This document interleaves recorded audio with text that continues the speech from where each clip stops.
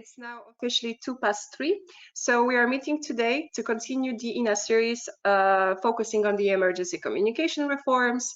After a spotlight on Eastern and Western Europe today, we travel to the Nordics and more precisely to Sweden. Well, the representatives of the SOS Alarm and Swedish Civil Contingency Agency will guide us through ongoing and upcoming reforms and projects for the emergency services improvements in their country. So welcome to you participants to today's webinar. Welcome to our panel. Today, the insights gained from the presentation will definitely help our community to enlarge the knowledge on how emergency calls are handled in Sweden.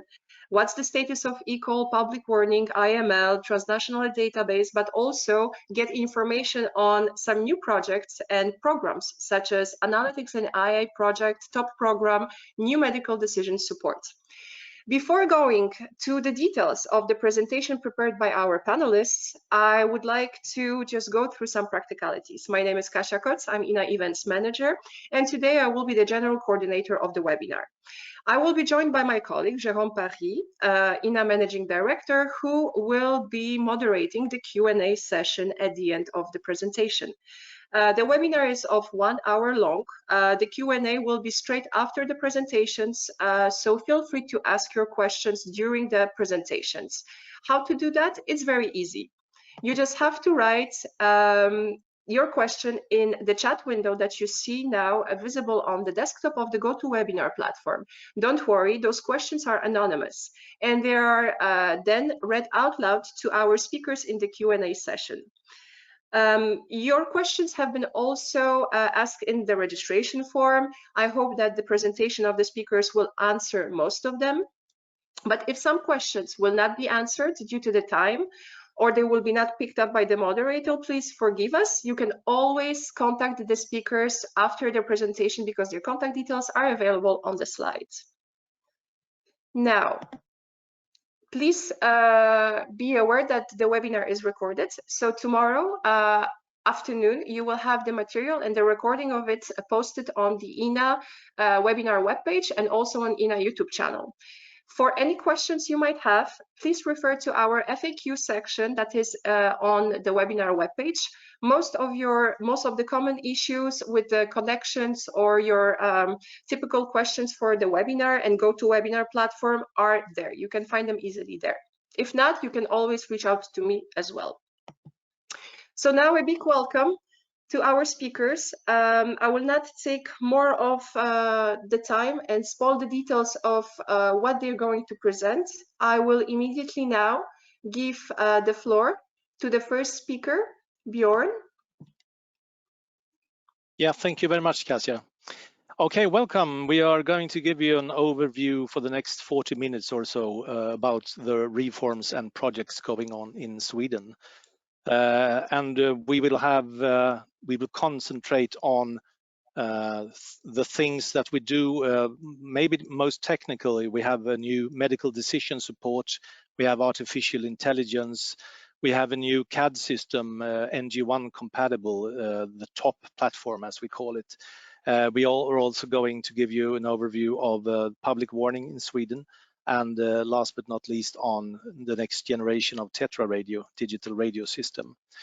Next slide, please. If you can, Taviana. Well, this is what I just told, so let's go to the next slide again.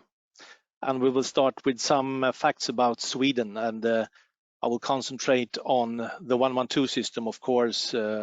As you know, we, SOS Alarm, are the Swedish PSAP organization, and we've been around since 1973 when we was formed, and the first PSAP actually opened in 1974. So we are soon going up to 50 years actually in the business. We have had a general single emergency number since 1956. It was 90,000 before, and we have the EU common number 112 since 1996. General number, I mean, citizens can use this number for any type of emergency. There's one single number for all that. SOS Alarm is a publicly owned company, and the shareholders are the government and regions and municipalities. and we answered approximately 3.4 million 112 calls in 2020. And this number is actually increasing with about 120,000 112 calls for the last year, for last years. So we're rapidly increasing on the number of 112 calls. On the next slide, you can see the Swedish PSAP model. And SOS Alarm, as I said, is the PSAP organization. So we answer all the 112 calls incoming. We are doing the interview and dispatching for most of the emergency medical services and all fire rescue services, while dispatching some of the fire rescue services are doing the dispatching themselves. And we see a trend actually that fire rescue services are more and more managing dispatching on their own. I will come back to this in next slide. When we go to forwarding calls to the police are doing their own interview and dispatching if it's only concerning the police. And there's maybe interesting to note that we have very little regulation concerning 112. We have had 2 investigations on the 112 system for the last 8 years, but they have led to actually nothing. The government has stated that the system as it is today are working fine, so they have no intention of doing any regulation. It's all done by agreements with the government and so on. On the next slide, we do get a more detailed view on the PSAPs. As I said, SOS Alarm is responsible for the stage 1 PSAP, means answering on the 112. And we do have 15 PSAPs all around Sweden to manage this. When we come to dispatching, all of these 15 SOS centers, as we call them, are actually doing dispatching for either fire rescue services or emergency medical services, or both. As I said, the fire rescue services are more and more doing dispatching of their own. I have stated that they have 6 stage 2 PSAPs, and I am actually not sure that this is the correct number anymore. It could be 1 or 2 more. We have 3 emergency medical services doing dispatching and also interviewing themselves. And as I said, the police in their 7 PSAPs are doing both interviewing and dispatching. We also have 1 PSAP, respectively, stage 2 for sea air rescue and Coast Guard. All SOS Alarm's PSAPs are interconnected, so we do actually, a PSAP in the northern of Sweden could actually answer a 112 call for a PSAP in the south when we choose to do so. We can steer this on different setups. We also have all the fire rescue services are using SOS Alarm's technical platform, so we can transmit all data and voice through between SOS and the fire rescue services without any problems. We have introduced transmission of data between SOS Alarms and the emergency medical services that do their own dispatching and interview, and through the JRCC, the Sea Air Rescue. We are not ready with the police. We should have been ready actually now in June, but this will be due in September, so that we can transmit data between us forward and back to the police. This is actually what I'm going to talk about now, and I will leave the word to Ronald to discuss and present on the new medical decision support. Thank you, Björn. Next slide, please. Björn just told that we have about 3.4 million calls a year. About 900,000 of them are concerning medical emergency. This number is from 2020, and it's increasing as the 112 calls in common. We take care about those calls by trained call takers, supported by nurses, so they can hand over the call to a nurse if necessary. To handle those medical calls, both the nurses and the call takers use our medical decision support. The present one is called the medical index, and it's basically a digitalized version of a product from the 90s in a paper version, and it does not support efficiently anymore. So we had to do something about it. Next slide, please. That has been a work in progress for some years. We understood we could not develop the present system anymore. And in 2018, we decided to develop a totally new medical index support. Before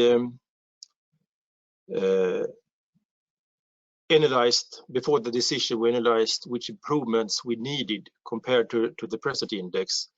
And we scanned the market, at least in Europe, to see if we could find anything suitable for us. But we didn't find anything. The answer was a clear no. We needed a new one developed by ourselves to match our needs in Sweden. And that meant we started developing our own new modern system called STEP. Next slide, please. The system STEP, it's constructed to quickly, very quickly define life-threatening conditions. And it's also constructed to be safe and with high precision also in medical need in other categories than the most threatening condition. And it's we have the priority A divided in A and B, 2, A and B, or 3, or no need for ambulance support at all. We have also constructed the system for as much automation as possible. When we come to 2020, the call taker will probably be supported by artificial intelligence. Next slide, please. We have involved partners to influence the building of the system. Of course, we have technical partners. We have Carmenta, the supplier running our operational platform Qualcomm, but also we have connected Corti, a Danish company specialized in artificial intelligence, who we cooperate with very much now. But except the technical aspects, we have also involved our cooperators and customers with an external reference team involving country medical authorities and medical experts, doctors, and also we have involved the county Jämtland Härjedalen, a county in the mid Sweden, in full cooperation to use the system for the first time in reality, which happened in April and May. And they are very important to feedback the experiences by themselves and the ambulance organization to us to improve the system. Next slide, please. Before that, we made very ambitious tests, both technically and operationally, and we have made tests all this journey, and finally we were ready to implement the system in Östersund, as I told on the last slide. To do that safely, we started in a very small scale under high supervision, just a few hours a day in the end of April, successively increasing to 24/7 in May, and this program ended last Friday. We have handled about 900 cases in this period in the system, and the summer will be used to analyze those calls to make necessary adjustments before the great implementation in the autumn, and then we will roll out the system one dispatch center after the other. Next slide, please. And there I'm ready with my presentation and I hand over to Håkan.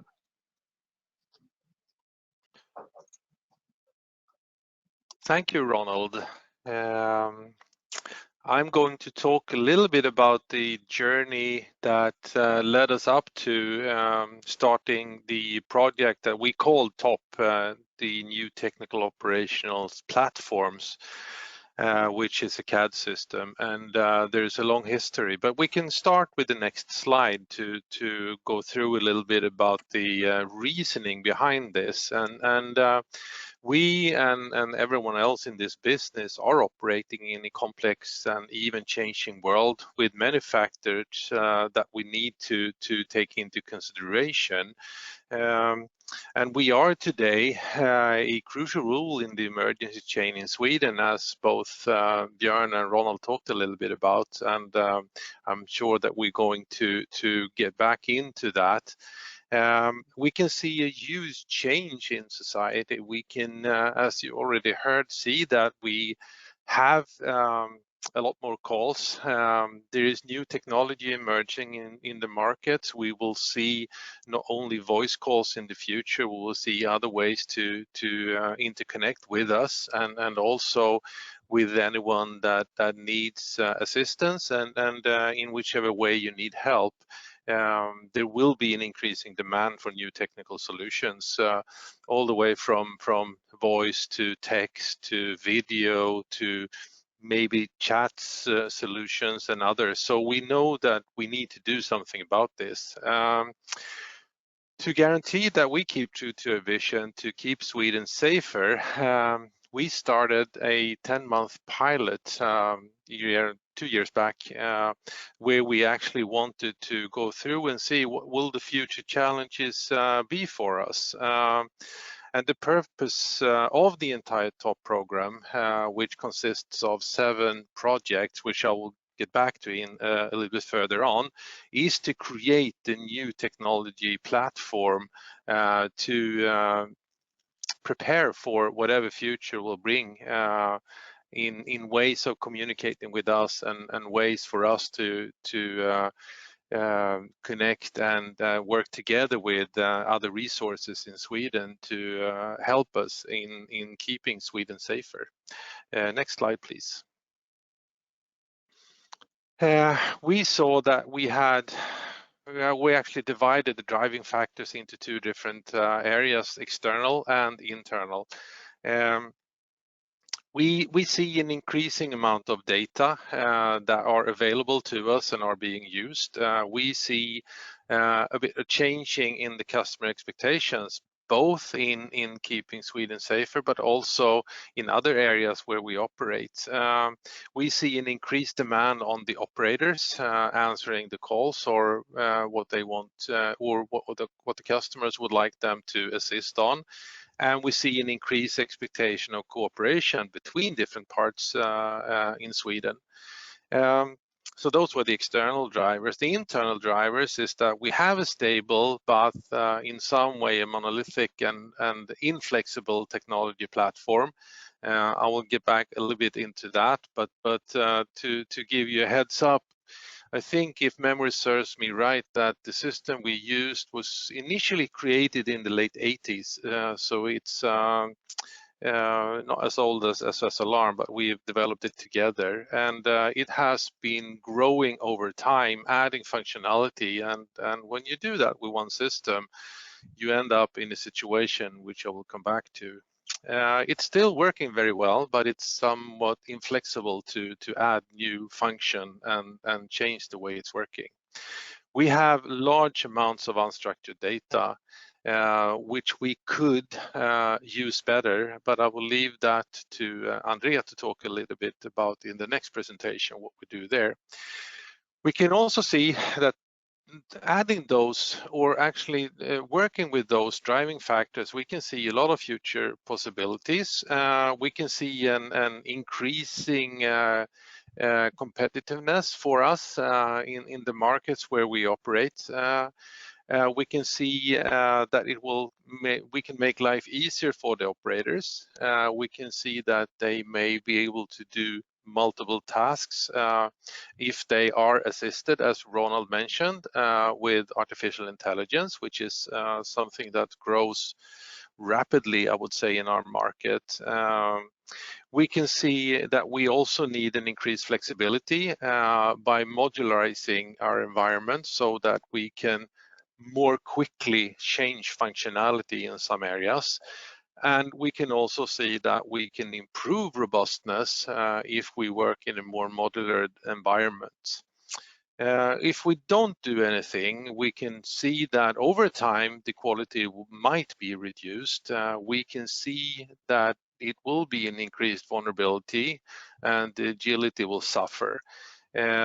The robustness of the system will eventually be at risk if we don't do anything. There are many years up until that point, but everyone working in the IT industry knows that if you stop developing and if you stop maintaining and improving the environment, sooner or later it will be outdated and then you will be at risk. We can move on to the next slide. We decided initially, and on the right hand side you can see that there were a lot of people. I'm sure we forgot some, but this is the majority of the people that were involved, so you don't have to read all of that, but you will eventually find my name there as well. But we divided this into 4 different phases. We started off in March 2019, so that's a little bit more than 2 years ago, by looking to the world around us. What is happening in the world around us? What are the demands? What are the technical solutions? What are the customer wishes, and what are also how are we moving in technology? How are we moving in interacting with each other? And how do we believe that those people would like to interact with us? The next phase was our ambitions. Where do we want to be? What do we want to do? How do we see ourselves in the future? How do we see that we can be an even more important partner in the ambition on keeping Sweden safer? We also looked into our prerequisites. What pros and cons do we have internally today? What can we do? What technical limitations do we have, and how do we address them? And then in February last year, we started I wouldn't say implementation, but we started the projects that are going to implement the new technical platform. We can move on to the next slide. A little bit, I don't know if to make jokes about old technical platforms, but the platform we have, however good it is and however well it serves our purpose, it is a little bit about like a bowl of spaghetti. It's very hard if you do change something in one end of the system, it's really difficult to anticipate what happens in the other parts of the system. So it's almost like you're picking up one straw of spaghetti and everything comes with it. As I said, however well it still works, we need to do something because this is not really the agile way of moving into the future. We can move on to the next slide. We really want our future platforms to be more of a Lego factory. We want to have a base platform which we could add modules and functionality to serve the purpose where we want to go. So a better part of 2020 was really to go through and look through the modularization possibilities of our central environment. During that process, we also found out that there are a lot of functionality that we are not using, which also helped us on this journey. So we learned a lot in 2020, which we're going now to take some advantage on in 2021 and moving forward. We can move on to the next slide. So the purpose of the top program is actually to strengthen our ability to deliver, and this will not only be achieved through a new technical platform, but also through competence and process and IT. So you can see that we are looking through the management process. we're looking through the client and the alarm and the support processes. The areas of service is the ones that we already touched on, both Björn and Ronald. And the timeline, as we are trying to say to everyone internally, is that we're not doing a sprint race. This is actually a marathon. So we will work with this and gradually add functionality all the way until the end of 2025. We can move on to the next slide. These are the 7 sub-projects that we are working on. So we have a joint program, and we can start with the GUI side of it. We are actually calling that mix. What we're looking into right now is to help the operators be more flexible and work with more systems at the same time. We're looking into completely changing the graphical user interface of the system that we are working on, because we can also see that we're not only working with our system, we also need to add other sources and systems in their daily work. So we needed to create a new environment for the operators. We have a core environment, which is really the platforms that will support everything. We're looking into the alarms and the security parts of it, safety alarms and fire alarms and burglar alarms and such things. We need to build a new platform to more efficiently take care of that. We also need to look into the IT security parts of it. We would like to be able to distribute some of the administrations to our customers to save both our and their time, so that they can more easily go in and update their objects that we are helping them with. We're also looking into a new integration platform, or actually a toolbox of integration functionalities, not to rely on one big integration platform, but more event-driven integration, depending on what functionality you're looking for.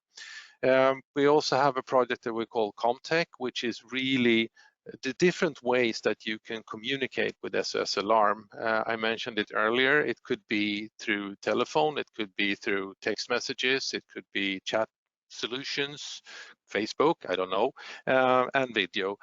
So we need to look into whatever solutions we can do there. And last but not least, we are into analytics and AI, and that is a great cue to hand over to Andrea, who will talk more about that. Thank you, Håkan. We can skip these pictures. Excellent. So next slide, please. So analytics and AI, as Håkan mentioned, is a project that is part of the TOP program. And this project will examine how we can use the increasing amount of data that is becoming available to actually make everyday life easier for instance, our employees, our customers, partners, and also citizens. So, for instance, we want to create AI-based decision support systems, tools for optimizing resource management, and perhaps also create predictive analysis. And this project it was actually launched already last year, and it's planned to run all the way through 2025, although we intend to deliver capabilities on an ongoing basis. And we are a cross-functional team of roughly a dozen full-time equivalents working on this. So next slide, please. Thank you.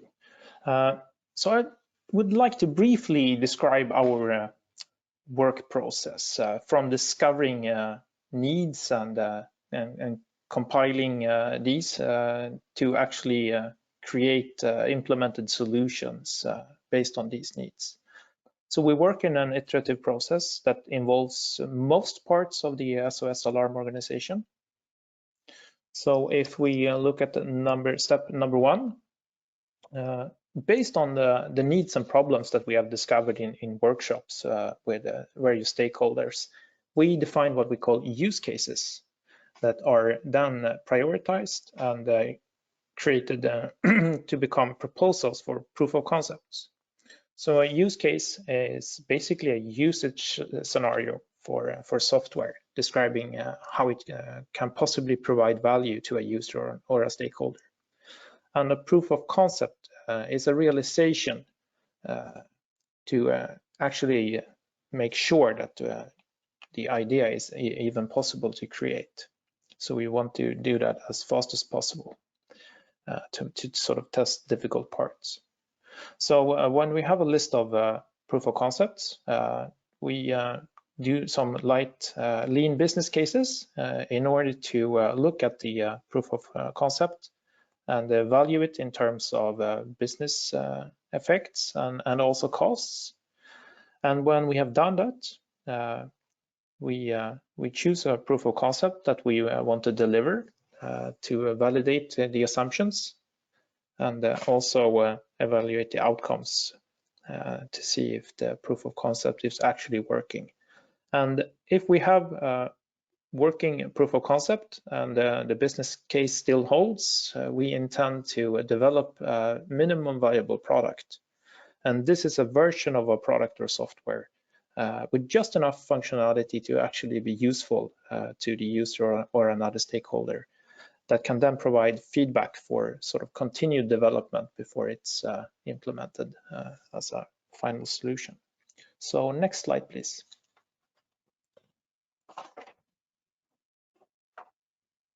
So I would like to provide some more detail on our work on proof of concepts, why we use proof of concepts, and also how we choose which proof of concepts to develop further. So the idea with a proof of concept is to verify that an idea can actually be transformed into a workable solution at all. This is especially important when it comes to AI. It's might not necessarily be the case that we have enough data or we can actually provide an algorithm that is actually useful. So we want to try this as early as possible.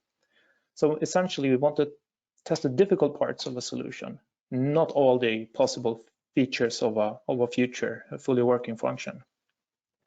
So we put together several use cases and create a proof of concept that we sort of try to see if we can build it with sort of current available IT and also that our organization is able to do it. An example can be, for instance, to use weather data to make predictions for staffing needs.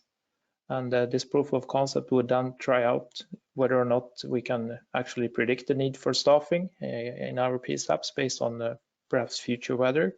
It's not the intention at this point to build a fully working application that can be used for staffing purposes. That comes at a later time.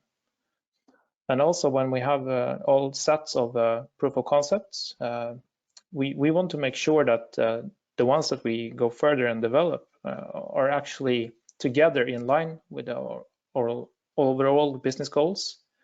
The intention is also to involve different areas of the organization, so we provide benefits to all of the organization.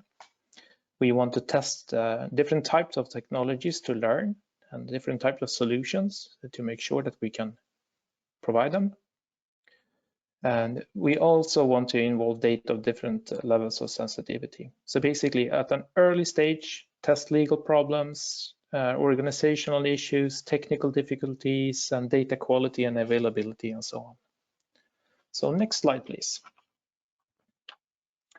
So here we have a list of 10 proof of concepts that we might be developing further in 2021. Actually, the goal is to at least develop 5 proof of concepts. And these are a short list that comes from actually more than 400 use cases. So I can provide some few examples. The first is a chatbot for HR questions. So employees will be able to use a chatbot to receive answers for instance, how much salary will they get next month, how many weeks of vacation do they have left, and so on. the next example, if live transcribing of calls. So in a call taker, we'll actually be able to see the text, transcribed text from the ongoing conversation on their screen. And the next, analyze video from callers. That proof of concept will help operators and nurses who receive videos from callers to assess injuries and potential risks. The next one, safe rejection of pocket calls, is intended to help operators to reject calls, sort of silent calls from pocket calls, purse dials and similar, essentially calls that are not emergencies, so they can save time and actually answer live sort of important calls instead.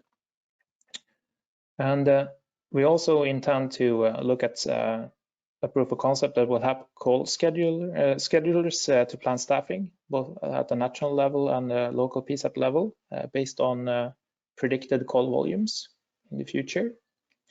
We want to help operators detect ongoing deadly violence in calls in order to provide sort of better situational picture and also advice on how to handle the situation.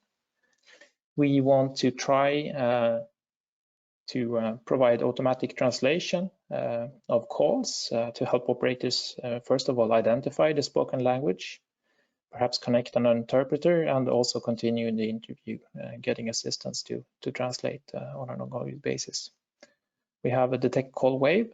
This proof of concept wants to sort of see if there's an incoming call wave with a lot of emergency calls from a single area and in a short time, in order to provide early notification and also detect the probable cause. And then we have extended information about an event that will assist call takers to get additional information that can be useful in a case based on information from other ongoing events and also other informational sources. And finally, optimizing placement of resources that will be of assistance, for instance, for ambulance dispatchers that want to receive sort of recommended standby positions for ambulances to optimize driving times.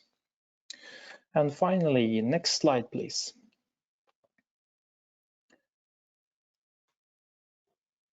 So this illustrates the call wave detection proof of concept. So we see a lot of calls from a limited geographic area sort of arriving at a very short time interval. And this is sort of to make sure that everybody is getting a better situational awareness of what's going on, because as Björn mentioned, the actual calls can be received at basically any PSAP throughout Sweden, although this situation is taking place at the local level. So it's not sure that the local PSAP is actually aware of going on. It can take a few minutes otherwise. So this would speed up detection of a major event. So next up, Håkan Markusson. Yes, thank you. I will just give a short, brief presentation on what we have for warning system or important message system for the Swedish public warning. First, we still have our outdoor warning system, but we use it also for civil purposes, and we use it approximately once a year. We use it for real events. We have approximately 4,200 sirens in all Sweden, and we are now in the progress of changing the old air pressure sirens to new electronic ones that also can have speech message. The system is covering approximately 70% of the population, and the system is controlled by the municipalities. So that means that we don't have one button to alert whole Sweden at the same time, because so the system is controlled by the municipalities by themselves. We also have a backup system, so that also SS Alarm can alert the sirens if it should be necessary. Next slide, please. We also use the radio channel. That's a primary channel for alerting message. So all the important messages is going out via the Swedish radio. We also deliver equipment for the public, private local radio, so they can automatically transfer the EPA important message announcement from the Swedish radio to their channels. All the important messages will also be transferred in the major TV channels in Sweden and also the page TV, page 599. Next, please. All the important messages are also stored in a CAP server at the Swedish radio. That means that we can take these important messages and put it on web page and apps, so you instantly or immediately can get these important messages without doing anything manually. Next, please. We also have alerts through mobile phones using location-based SMS, and that is applying to the Article 110. So we fulfill this EU Article 110. And this is operating by the Swedish SS alarm. Due to that it's location-based, the law changed that it's only, you can only use this together with an important messages on the radio.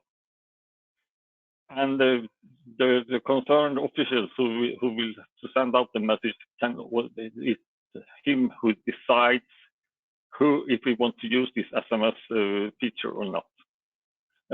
We are also now in Sweden looking to see if we can also put in the EU alert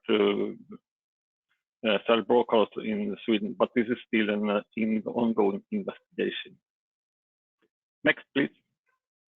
We also have a special nuclear power plant alerting for around the nuclear power plants, and that is that we have special designed receivers that are using the RDS signaling, so they will only alert for real accidents at the nuclear power plants and for testing. For now, we have around 23,000 handed out around the nuclear power plants in the inner circle around these 3 nuclear power plants we have. That was the short, brief introduction of the warning system in Sweden. Thank you, Håkan.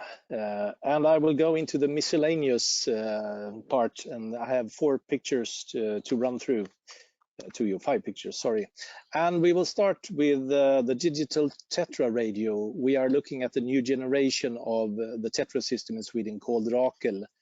The first generation was in 2006 and was built for voice communication and group calls.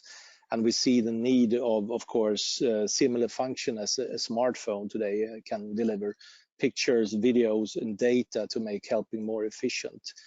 We are only just in the beginning of this process, so we are doing MSB, I should say, is doing a procurement process. MSB is the Swedish Civil Contingency Agency responsible for the Swedish Tetra radio system. And implementation is not taking place in the near future. We think it will start in 2024 and then roll out over a few years. Next picture, please. AML is used in Sweden since 2019, and today we have approximately around 65% of mobile calls comes with an AML location. We think that in theory this could be expanded at least to 85%. So we are doing an analysis together with the Swedish mobile network operators. We see the use of AML as very important, since we have lots of success stories where AML location has saved lives. One example is a girl lost in the woods when she had tried to commit suicide, called 112, didn't have a clue where she was.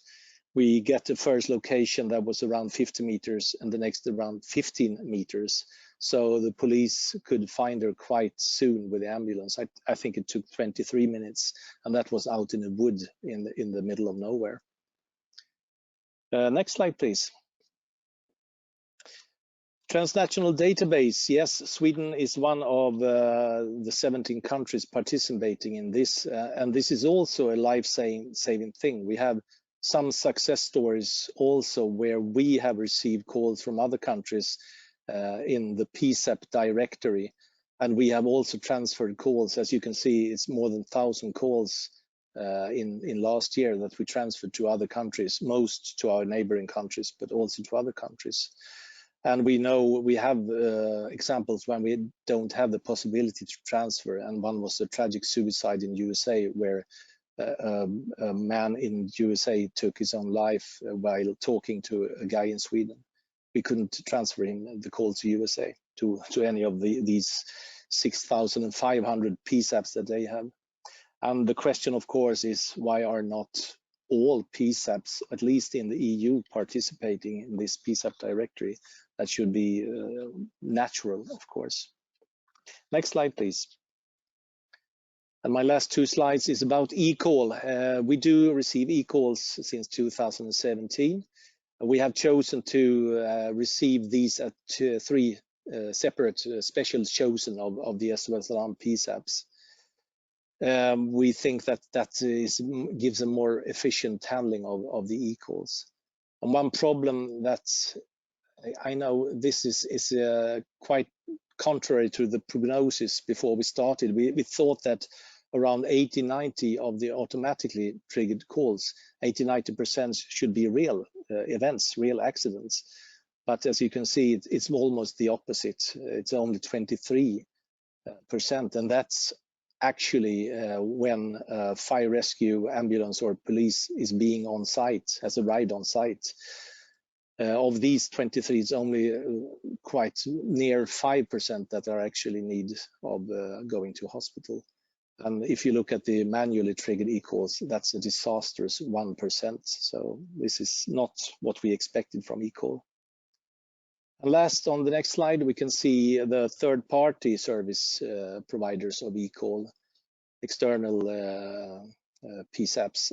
There we have agreements with 3 PSAPs, and these third-party service providers are, last year we got around 1,100 calls. I don't have any real accident stats on these. I don't have any numbers. And I should point out there are pros and cons with the third-party service providers. They do filter many unnecessary calls, we know that, but the risk in a real accident is, of course, that this will be delayed of urgent help. And one matter of that is that we do not transfer technical data. You have to mouth all data from this third-party service provider to PSAP. That was the last picture, so feel free to ask us questions, anyone. Thank you. Thank you, Bjorn. Thank you, everyone. Thank you to all our speakers of today. I hope you hear me well. Okay, super, excellent. So Jérôme Paris speaking, EENA's Managing Director. I will now coordinate the question and answers session. So we have already received a few questions, so I will share them with you. The first one, I will read it. Which is the level of usage by PSAPs of video sources coming from drones, maybe from wearables, to take decisions today? Do you use such video sources today? I can take that question. No, we don't actually. We know that wearables are incoming to 112. We know that Apple Watches and so on is coming into 112, and we haven't spoken to Apple about it. And we have had some stories where this is actually good. We have found people in need of help, but we do also have quite a few calls where no one is able to speak, or we can't get in contact with anyone, or we do arrive at the scene and there is no need of help. When it comes to videos from drones, there are experiments, projects ongoing in Sweden. We don't use it in PSAPs today, but as Håkan Vedin previously told us, it will be integrated in the new technical operational platform when that is introduced in well, 1 or 2 or 3 years. Thank you, Bjorn. Thank you very much. Now I have another one. Is there a plan to implement 116117, the non-emergency medical number in Sweden? If already implemented, how does it work and are you happy with it? I can take the question as well, because I have had a discussion with the Swedish Healthcare Advice Service, and it is not implemented today. They do not have any direct plans to do it, but when I pointed out that it should be done, they should consider it. So I can't answer it. It's not under SOS Alarms or MSP's umbrella, so to speak. So I can't answer any more detail than that. Okay, sure. Then I have something about accessibility. Are you already compliant with the European Accessibility Act? Is there any plan on accessibility issues? There are plans. It will be integrated in the TOP, the new technical operational platform. We are partly compliant today, I think, because we do use SMS 112 service. So you can, if you're having or hearing impaired, or speech impaired, or deaf, you can use the SMS 112 service, but it does require pre-registration, and I know that that is not compliant with the new code. I should also add, we do have video relay service, and we do have text relay service, not directly to 112, but we have special numbers so that they can call to 112, and when a call comes to them about when it's an urgent situation, they prioritize that, and of course can reach us in the same way as a regular 112 call. Clear, thank you. Another one, is the TOP project considering the NG112 architecture and core components as a potential solution going forward? I would answer yes to that. In which way, shape and form the future will tell, but it's definitely part of the process. Thank you. I have one about social media. What is the social media strategy for SOS Alarm? Apparently you publish a lot of actionable information, but do you actively monitor social networks too? If you mean that monitor social networks to discover if there's any activity that could affect us, the answer is yes. We do have an own unit, crisis preparedness unit, that are monitoring with. They have a system for detecting such social media activity that could affect us or the police or any municipality or so on. Thank you, Bjorn. Now I have something about public warning. The question is, what are your evaluation criteria for cell broadcasting? So I believe it means, I think we could see that you're using LBSMS. Are you considering also to implement kind of basically hybrid solution using CB as well? Well, there's an investigation going on in Sweden that will be ready February 2022, who will look into this. But from our agency, we have for a long period now pointed out that we are really needing some sort of a cell broadcast system in Sweden to get out messaging and information to a large area or large amount of people. That in this situation, the SMS is not suitable. So we are looking for an SMS, cell broadcast solution also, but as we see it, we need both the SMS and also the cell broadcast, because there are advantages and disadvantages for both systems, so they are good complement to each other. Thank you very much. So I think we are done with the Q&A. I don't have any more questions for you. So thank you very much again for your presentation. It was very, very interesting. It was full of content. Yeah, I give the floor back to you, Kasia, I believe. Yes, thank you very much, Jerome. And indeed, thank you very much, all the speakers of today, for this so informative and so interesting presentation. I'm glad to say that we will be able to share this presentation and the recording tomorrow on the webinar webpage. So let me go through very quickly to some summary of today's webinar. So if you have any questions, and here I address my question to the participants, if you encountered any issues, feel free to let us know about it. The webinar will be now officially over, but we continue because next week we will have the officials from the administration of the Republic of Slovenia for Civil Protection and Disaster Relief of Ministry of Defense presenting at exactly the same time, the same day. So if you're really interested in what's happening in Slovenia when it comes to the emergency communication reforms, feel free to register and to join us next week. That's going to be our Slovenian webinar next week, will be our last one before the summer. So we will close this series of webinars.